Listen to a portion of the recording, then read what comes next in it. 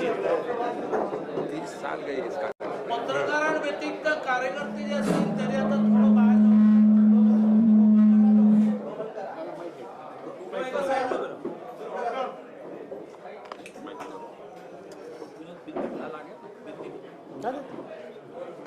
मी माननीय देवेंद्रजींना विनंती करतो की त्यांनी आपल्या सगळ्यांना संबोधित करावं.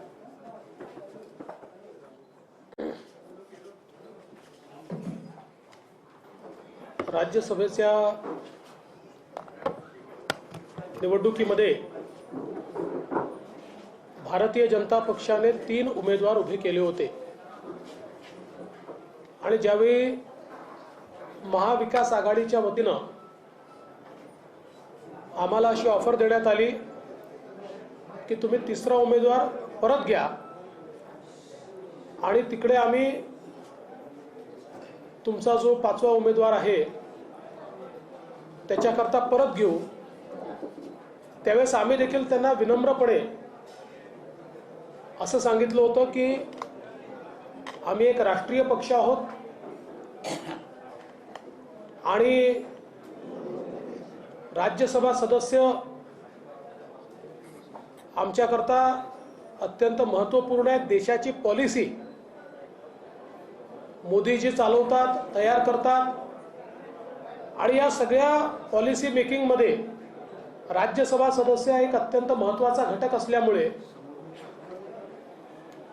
आपण जसं म्हणतात त्याच्या उलट आपण करा.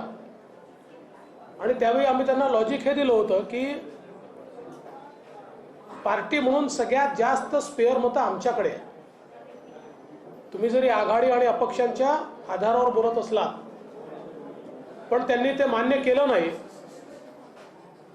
आणि मला अतिशय आनंद आहे की आमचे 3रे उमेदवार हे देखील या ठिकाणी निवडून आले. आमच्या पियुष गोयलजींना 48 मतं मिळाली. पियुषजी आपल्या मुंबईचेच आहेत, आपल्याला कल्पना आहे. देशाचे मंत्री आहेत आणि राज्यसभेचे नेते आहेत. आपल्या राज्याचे माजी कृषी मंत्री डॉक्टर अनिल बोंडे यांनाही 48 मतं मिळाली. आणि ज्यावेळेस ही 48 मतं मिळाली त्यावेळेस अनेकांना असं वाटलं की आता 3रे उमेदवार येणार कसे. परंतु आम्ही त्याची रचना योग्य प्रकारे केली होती आणि त्यामुळे माजी खासदार असलेले धनंजय माडिक पुन्हा खासदार म्हणून 3रे उमेदवार म्हणून निवडून आले. खरं तर काल दिवसभरात जे काही आम्ही बघत होतो आम्ही सगळे शांत होतो. पण काही लोक मात्र सातत्याने मीडियावर बोलत होते, ट्विट करत होते. एक प्रकारचा दुराभिमान आणि गर्व याचा दर्प.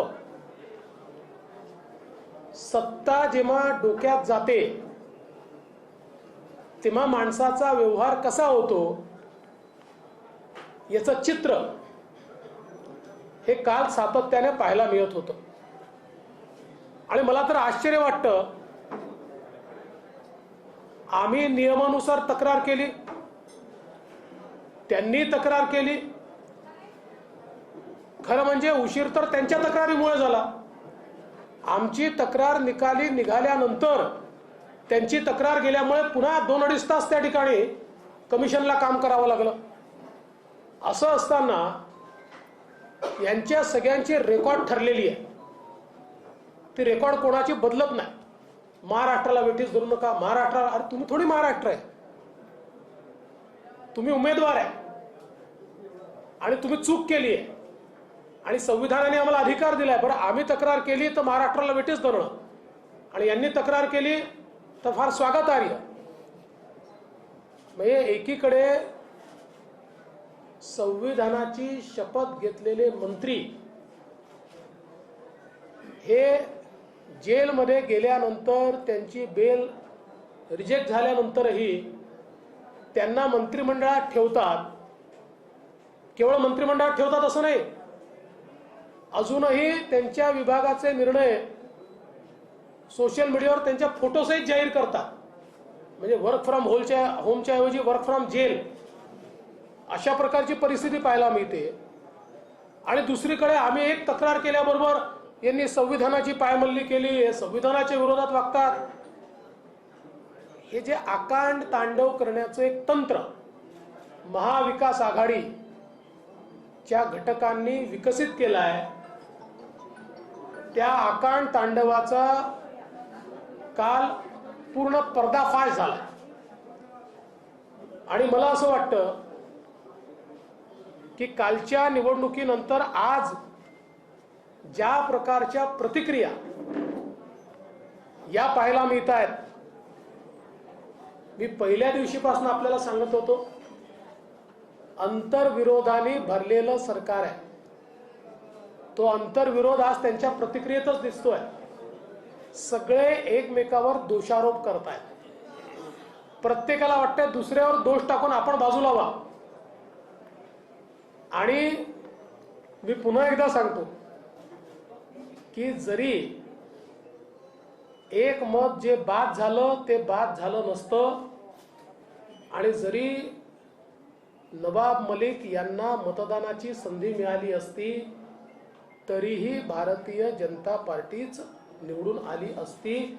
इतके कन्व्हिन्सिंग मतं आम्ही घेतलेले आहेत. आणि म्हणून मला असं वाटतं की आता आमची अपेक्षा एवढीच आहे, मी काही कोणाला सल्ला देण्याकरता बसलो नाही, तरीही सरकारने अंतर्मुख होऊन विचार केला पाहिजे. सरकारच्या आमदारांमध्ये प्रचंड अनरेस्ट आहे, भयानक अनरेस्ट आहे. कारण ज्यावेळी सरकारचे काम थांबलेलं असतं आणि राज्यामध्ये काहीच होत नाही, त्यावेळी त्याचा राग आमदारांना फेस करावा लागतो. सत्ता पक्षाचे आमदार तो फेस करतायत. आणि म्हणून आम्ही जसं सांगितलं होतं की सत्सर विवेक बुद्धीला स्मरून आम्हाला मतदान होईल, तसं आम्हाला झालंय. विधान परिषदेच्या निवडणुका आहेत, मी बिलकुल सोप्या मानत नाही, निश्चित कठीण आहेत. पण तरी आम्ही उमेदवार का उभा केलाय याचं कारण अंतर्विरोध व्यक्त होण्याकरता जागा ही सत्ता पक्ष देऊ शकत नाही. अंतर्विरोध आणि राग व्यक्त होण्याकरता जागा विरोधी पक्षच देऊ शकतो. आणि म्हणून आम्ही जो उमेदवार या ठिकाणी उभे केले आहेत त्यांच्या माध्यमातून हा विरोध व्यक्त होईल आणि तीही जागा आम्ही प्रयत्नांची शर्थ करून निश्चितपणे निवडून आणू, हा मला विश्वास आहे. मी आज या निमित्ताने विशेष आमचे माननीय आमदार लक्ष्मणभाऊ जगताप यांचं अभिनंदन करतो. अतिशय विपरीत परिस्थितीत दवाखान्यात ते ॲडमिट होते, नंतर त्यातनं बाहेर पडले, घरी गेले. बाहेर जाण्याची परमिशन डॉक्टरने दिलेली नाही. अशाही परिस्थितीत त्यांनी कळवलं मी येणार म्हणजे येणारच. आणि या ठिकाणी ते पक्षाला आवश्यकता आहे म्हणून मतदान करायला आले. मी खरोखर मनापासून त्यांचे आभार मानतो, त्यांना सॅल्यूट करतो.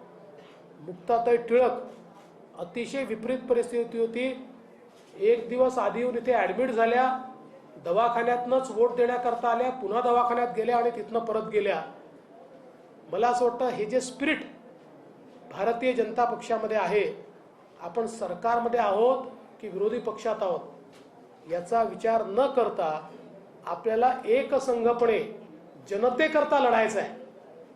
अशा प्रकारची जी भूमिका आहे त्या भूमिकेचा हा विजय आहे. आमची जी काही महाराष्ट्रातली टीम आहे, आमचे अध्यक्ष चंद्रकांत दादा पाटील यांच्या नेतृत्वात आमच्या टीमने अतिशय चांगलं प्लॅनिंग केलं, योग्य प्रकारे नियोजन केलं आणि त्या नियोजनातनं हा विजय आम्हाला मिळाला. आणि या निमित्ताने आमचे निरीक्षक म्हणून आलेले श्री अश्विनी वैष्णवजी, जे आपल्याला कल्पना आहे की देशाचे IT आणि रेल्वे मंत्री आहेत, त्यांचंही मी मनापासून आभार मानतो की त्यांचंही चांगलं मार्गदर्शन आम्हाला या ठिकाणी मिळालं. आणि जनतेच्या प्रश्नांवर म्हणजे एक विजय मिळाला म्हणजे आम्ही आता समाधानी झालो असं नाही. उलट या विजयाने आमच्यावरची जबाबदारी वाढवली आहे. जनतेच्या अपेक्षा सरकारकडनं नाही आहेत, त्या आमच्याकडनं आहेत. जनतेला वाटतं की ही मंडळी आपले प्रश्न उचलतील आणि आपल्याला न्याय मिळेल. एकीकडे जनता माननीय मोदीजींचं सरकार पाहत आहे. 8 वर्षात ज्या पद्धतीनं मोदीजींनी चमत्कार घडवला आहे आणि अशक्य वाटणाऱ्या गोष्टी करून दाखवल्या आहेत, तसंच महाराष्ट्रातही झालं पाहिजे अशी जनतेची अपेक्षा आहे आणि आम्ही ते निश्चितपणे पूर्ण करू, एवढंच या निमित्ताने मी सांगतो. हिंदी मग आपण येऊ.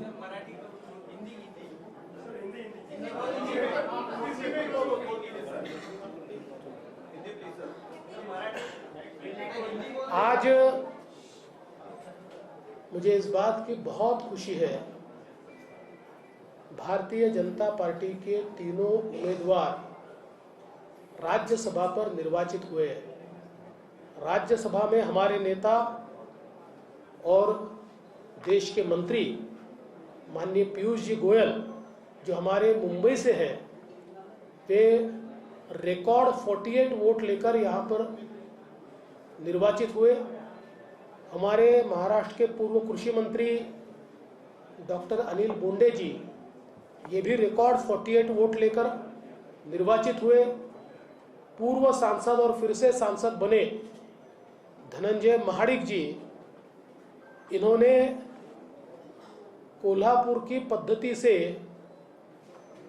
कुश्ती लड़ते हुए अंतिम क्षणों में ऐसा धोबी पछाड़ लगाया, ऐसा दाव खेला कि जिसके कारण शिवसेना के पहले नंबर के अधिकृत उम्मीदवार श्री संजय राउत जी, इनसे भी ज्यादा वोट लेकर धनंजय महाडिक जी चुनकर आए. मैं ऐसा मानता हूं कि निश्चित रूप से हमारी महाराष्ट्र की जो टीम है, माननीय चंद्रकांत दादा पाटिल इनके नेतृत्व में जो काम हुआ है, उस नियोजन के कारण ये विजय हमको मिली है. मैं ऐसा मानता हूं कि इस विजय के बाद जो बात मैं लगातार कह रहा था कि 2019 में महाराष्ट्र की जनता ने मोदी जी पर विश्वास रखते हुए महाराष्ट्र में बीजेपी को चुनकर दिया और साथ में शिवसेना को चुनकर दिया, और जिस प्रकार से हमारी पीठ में खंजर घोंपकर एक सरकार तैयार की गई, ये अंतर विरोध से भरी हुई सरकार चल नहीं पाएगी, काम नहीं कर पाएगी. चल तो रही है, लेकिन मुख्यमंत्री जी की कार चल रही है, सरकार बंद है, सरकार नहीं चल रही है. और आज जहां देश में 8 वर्षों में माननीय मोदी जी ने देश को बदला है, वही देश का सबसे अहम राज्य महाराष्ट्र पिछले 2.5 साल से बंद है. पिछले 2.5 साल से यहाँ के प्रोजेक्ट्स बंद है. न किसानों के बारे में कोई सोचता है, न मजदूरों के बारे में कोई सोचता है. सरकार कोई काम करती हुई हमको दिखाई नहीं पड़ती. और इसी अंतर विरोध को हमने राज्यसभा के चुनाव में भी देखा. राज्यसभा के चुनाव में जिस प्रकार से हमको वोट मिले हैं, जिस प्रकार से अपनी सत्सद विवेक बुद्धि को जागृत कर कई एमएलएज ने हमको चुनकर दिया है, उन सबका मैं आभार व्यक्त करता हूं. मुझे ऐसा लगता है कि ये जो अभी खिसियानी बिल्ली खंबा नोचे वाली स्थिति महाविकास आघाड़ी की दिखाई पड़ रही है, लोगों को विक्टिमाइज करने की जगह उन्होंने इस हार से ये सीखना चाहिए कि जनता में भी अनरेस्ट है और उनके एमएलएज में भी अनरेस्ट है, और ये अनरेस्ट रिफ्लेक्ट हो रहा है. और इसलिए अपने कारोबार को सुधारने का प्रयास महाविकास आघाड़ी ने करना चाहिए. जिस प्रकार का भ्रष्टाचार, अनाचार, दुराचार, अत्याचार महाराष्ट्र में देखने को मिल रहा है, महाराष्ट्र की जनता उससे निजात चाहती है और उसी का रिफ्लेक्शन आने वाले सारे चुनाव में देखने को मिलेगा और महाविकास आघाड़ी परास्त होगी। मैं हमारे तीनों चुनकर आए हुए सांसदों का बहुत बहुत अभिनंदन करता हूं। सर, माणसं आपलीसी करण्याची कला देवेंद्र फडणवीस यांच्याकडे आहे, त्याच्यामुळेच त्यांना हा चमत्कार घडला अशी सूचक प्रतिक्रिया शरद पवार यांची आली आहे। त्याच्याकडे कसं बघता? मला असं वाटतं की एकेकाळी आणि आजही पवार साहेबांबद्दलही असं बोललं जायचं की ते माणसं जवळ करतात, सगळीकडे त्यांचे मित्र असतात। तसं आता आमचेही आहेत, सगळीकडे संबंध चांगले आहेत। आणि विशेषतः मला असं वाटतं की राजकारणामध्ये जिथे गॅप असेल, जिथे अंतर्विरोध असेल, तिथे तिथे विरोधी पक्षाने योग्य काम करायचं असतं। ते योग्य काम आम्ही केलेलं आहे। याचा परिणाम सरकारवर याचा परिणाम घोडेबाजार पुढे केला जातोय करून दाखवलाय। पॉलिटिकल करेक्ट कार्यक्रम कधी मला असं वाटतं की मी एकदम कुठल्या तरी निष्कर्षाला जाणाऱ्यापैकी नाही आहे। पॉलिटिकल करेक्ट कार्यक्रम कधी होईल, जेव्हा होईल तेव्हा तो तुम्हाला दिसेल। पण आम्ही मात्र केवळ 2024 ची तयारी करतोय। 2024 ची लोकसभा, 2024 ची विधानसभा पूर्ण बहुमताने भारतीय जनता पार्टी जिंकेल। सर, घोडेबाजार केला जातोय त्यावेळेस जेव्हा की 7 ते 8 मतं आम्हाला मिळणं अपेक्षित होती, पण मिळाली नाही, कारण घोडेबाजार समोर उभा होता। वारंवार ते इथे येऊन बोलतात। असं आहे की आमदारांना घोडे म्हणणं ही त्यांची संस्कृती असू शकते। खरं म्हणजे त्यांनी घोडेबाजार ज्या दिवशीपासून सुरू केला त्या दिवशीपासूनच त्यांच्या आमदारांनी फैसला केला की आपल्याला घोडा म्हणतायत तर आपली आवश्यकता यांना नाही आहे आणि त्याच्यामुळे आपण आता बीजेपी सोबत गेलं पाहिजे।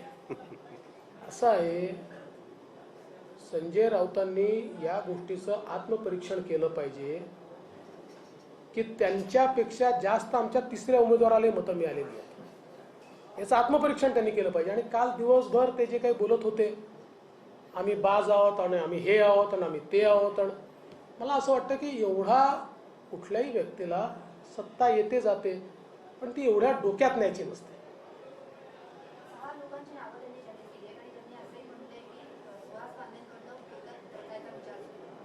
ते त्यांनी जरूर कोर्टात जावं। ते कोर्टात गेले तरी काही फरक पडणार नाही, कारण मी पहिले सांगितलं की सुहास कांदेंचं मत वैध असतं तरीही आणि नवाब मलिक वोटिंगला आले असते तरीही वोट डिफरन्स असा आहे की आम्ही जिंकलो असतो। त्यामुळे आणि हे नावं जाहीर करणं आणि धमक्या देणं त्यांचा आपापसातला विषय आहे। म्हणजे ते जे काही करतायत त्यांनी ते अधिक लोकप्रिय होणार नाही आहे, त्याच्यामुळे त्यांच्यातला अंतर्विरोध अजून उफाळून येणार आहे।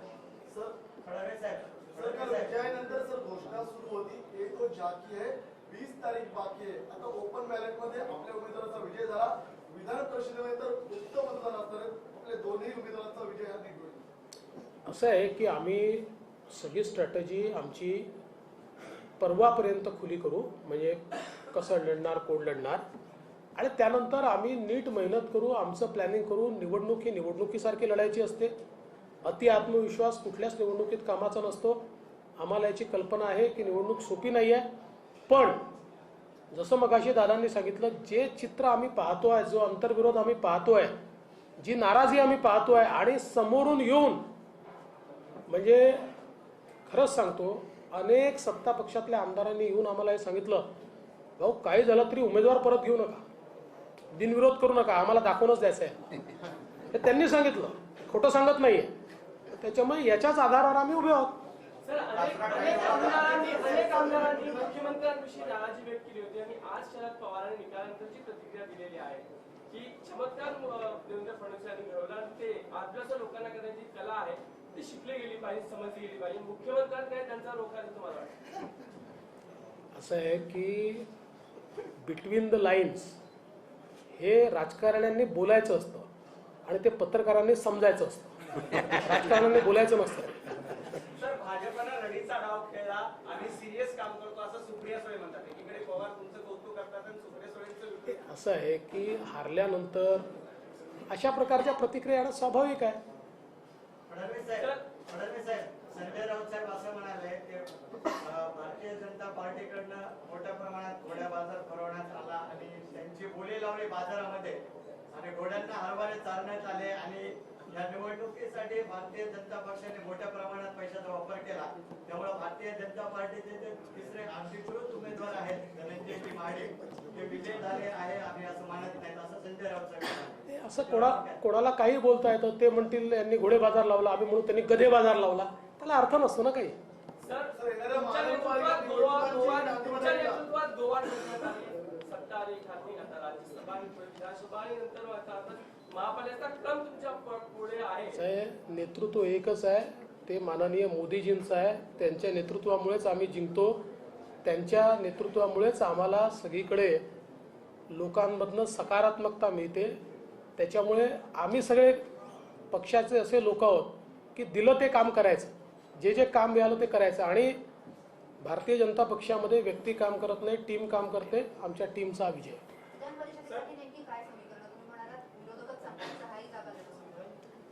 समीकरण हळूहळू अनफोल्ड करतो. जी जानना चाहेंगे कि कहाँ महाविकास आघाड़ी सरकार कम पड़ी और क्या वजह थी कि आपके तीनों लोग जीत के आए. विधान परिषद में भी क्या आप अपने जो उम्मीदवार से उतारे हैं उनको साथ में चुनाव लड़ाएंगे या फिर वापस लिया जाएगा, इसलिए क्या स्ट्रेटेजी? देखिए, पहले तो मैंने हम क्यों जीते तो बोल ही दिया आपको. जहाँ तक विधान परिषद का सवाल है तो हम लोग 1-2 दिन में तय करेंगे हमारे कितने उम्मीदवार लड़ेंगे.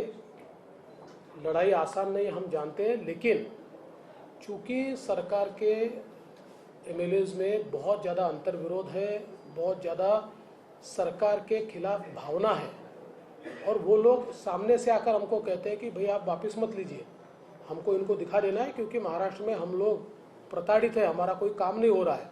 तो मुझे लगता है कि उनकी भावनाओं को अभिव्यक्त करने के लिए एक फोरम के रूप में हम लोग खड़े हैं. नाना पटोले असं म्हणतात की शरद पवारांच्या मनात काय चाललेलं आहे ते जाणून घेण्यासाठी मी काय ज्योतिषी घेण्यास सकाळी त्यांची प्रतिक्रिया दिली. मात्र पुढे जाऊन ते नक्कीच हे म्हणतात की आम्ही देवेंद्र फडणवीसांना नक्कीच जाऊन त्यांचं अभिनंदन करतो. नाही, आपले सुदृढ अशा प्रकारची लोकशाही आहे. त्यामुळे या लोकशाहीमध्ये त्यांनी आमचं अभिनंदन केलं पाहिजे. त्यांचा उमेदवार निवडून आला, त्यांनी उत्तर प्रदेशातनं उमेदवार आणले होते तरी ते निवडून गेले, त्यामुळे त्यांचंही मी अभिनंदन करतो. त्यानंतर प्रफुल्लभाईंचं तर निश्चितपणे करतो. प्रफुल्लभाई आपल्या महाराष्ट्रातलेच आहेत, त्यामुळे त्यांचंही मी अभिनंदन करतो. संजय राऊतांचं देखील मी अभिनंदन करतो. शेवटी दिवसभर त्यांनी खूप प्रयत्न केला. 1 वोट त्यांचं गेलं असलं तरी देखील कोटा कंप्लीट करता आला, त्याच्यामुळे त्यांचंही मी अतिशय मनापासून अभिनंदन. आपल्या महाराष्ट्राची संस्कृती एकमेकाचं अभिनंदन करण्याची.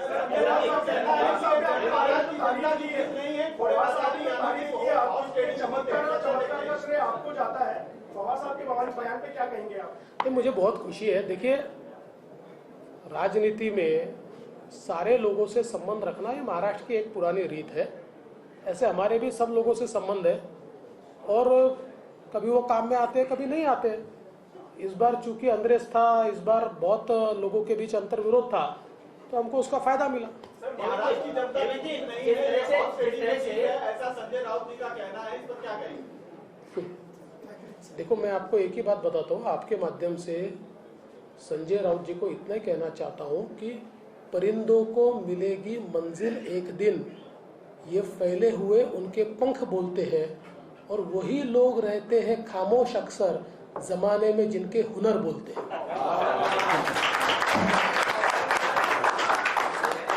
लास्ट, क्या संजय राउत जी से जो है उनके पार्टी के विधायक भी नाराज थे जिस वजह से वो अंतिम दिखाई पड़ रहा है भाई साहब, बिल्कुल दिखाई पड़ रहा है. देखिए, क्या होता है ना, सत्ता में जब आप होते तो आपकी नम्रता ये लोगों को ज्यादा भाती है.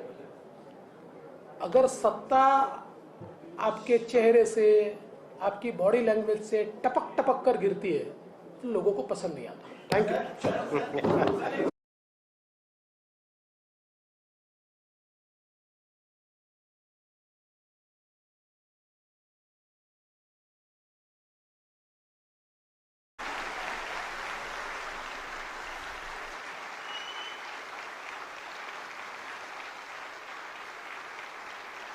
It is a great privilege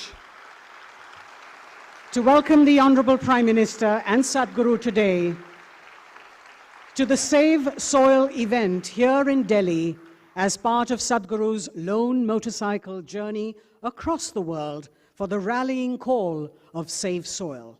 Welcome, Honorable Prime Minister, sir, and Sadhguru. As I mentioned, it is a landmark day in Sadhguru's 100-day, 30,000-kilometer journey for the Conscious Planet Save Soil movement to accelerate citizen support and government action policy to revitalize soil. We have both Sadhguru and the Prime Minister here, and I'd like to request our soil champion, the lone motorcyclist, the one that needs no introduction, Sadhguru, to please share his pearls of wisdom with us.